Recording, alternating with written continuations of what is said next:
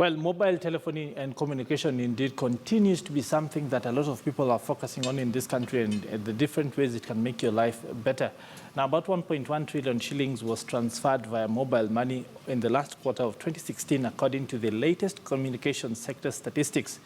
The statistics also indicate that mobile commerce recorded a total of 262.6 million transactions, with about 586.4 billion used to pay for goods and services. Person-to-person transfers amounted to about 500 billion shillings during the period. Clearly, this is a lot of people trading goods and services via these platforms. But to enable these benefits accrue even further, Telcom Kenya is rolling out free Wi-Fi through the government-funded constituency incubation hubs in 290 constituencies across the country.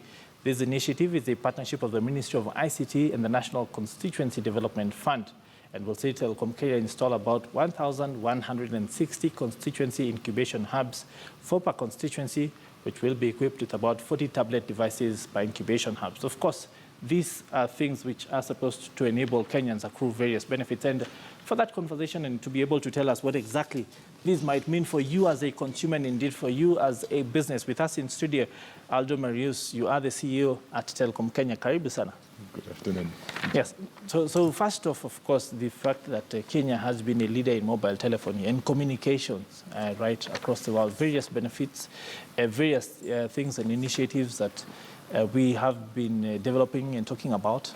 Where is Telcom Kenya in this game exactly? Just bring us up to speed. So we want to bring competition Yes. to this sector, which I think is badly needed. Today there's not that much competition. Yes. So we have been working really hard on revamping our services. We are going to add 50% new sites, which mean a much better network. We are going to relaunch with a new brand. As Yes. you know, we will lose the Orange brand. Yes. And we also are going to provide a new mobile financial services platform, which we hope will provide much more value to the Kenyan customers. So this is a project that we have. We've been working very hard. Yes. And we intend to launch all this extremely soon, as soon as we can. Any timelines for the rebrand? Because that, of course, is something that most people will be looking forward to, especially those who have had Orange as a favorite. As soon as possible. Yes. It's key to our strategy. This is 80% of my time is focused on that. So it's a matter of months, if not weeks. Okay. You are a man who's worked all over the world, vast experience in the communications and indeed other sectors. Maybe you can tell us something about yourself and your experience, especially the fact that you've come in as a person who can literally bring in fresh blood into this company. So I've spent 10 years in what was at the time a very small company based in Egypt. When I started, we had 4 million customers. Yes. 10 years after, we had 100 million customers. Wow. At the beginning, we were just focused on a few countries. Then we became basically a multi-countries operator. We had operations in America, in Europe, Africa, Middle East, Asia. And we did this. We provided to 100 million customers mobile telephony. So that's my experience, and that's what I'm trying to contribute. Well, what's the secret here? What do you think has been the key thing, especially in getting this sort of growth? Because the need is there, the potential, even for Kenya, even at current statistics and numbers, the potential for growth is still we're not even at 50% penetration, if you ask me. Mobile telephony is not rocket science. Yes. It's all about execution. It's very simple. You have to provide a good product and distribute it to the people who need it. That's all it is. But that's a lot of little things that leads to a good execution. That's what I've been focused on when I was at Orascom, and that's what I'm focused on today here in Telcom Kenya. Well, what do you think will need to happen to ensure that more Kenyans, especially at the lower ends of the pyramid, start to access these services? The fact that so far the market has been able to tap the top cream, then we went to the middle class. We're starting to see real penetration in the rural areas, especially because this is where the need is. These people don't have bank accounts. These people don't have access to energy, to electricity, to the usual mainstream services that other people would have, thus creating lots of potential for business. Yes.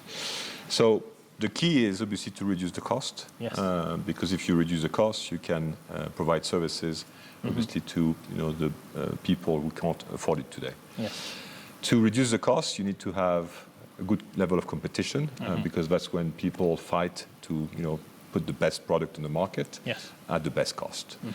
So there has been a study done by Communication Authority just to look at the dominance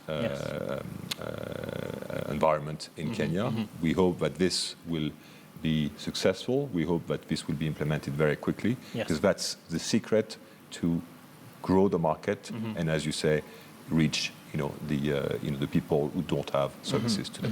Speaking to the dominance conversation, the fact that right across the world, and indeed across different industries, it has been proven that when you have entrenched players, then people literally start to lose benefits that would accrue through natural competition and the progression of products.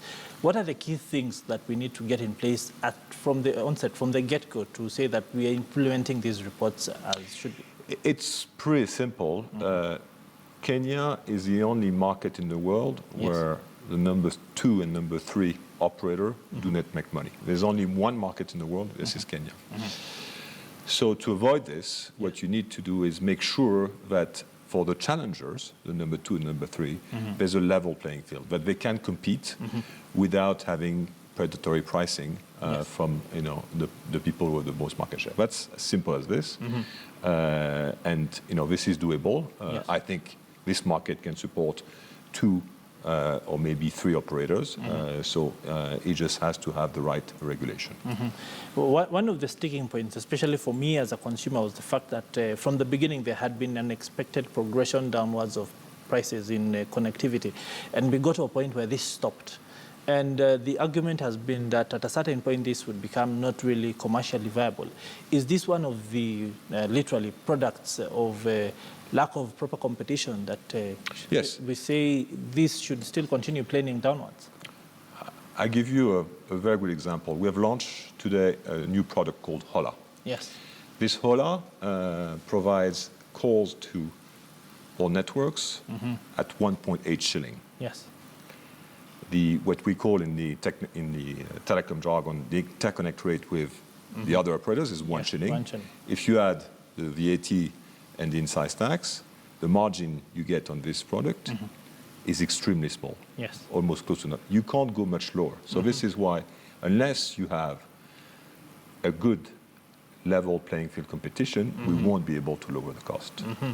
And finally, because we're running out of time, for many consumers, indeed Telcom Kenya was the brand that they could look to when you are out in remote places of Kenya. They had the largest, so to say, operations everywhere. Yes. They literally were in every corner of this country. Can we expect to see those services up and running anytime soon, especially with the sort of hubs that we are talking about?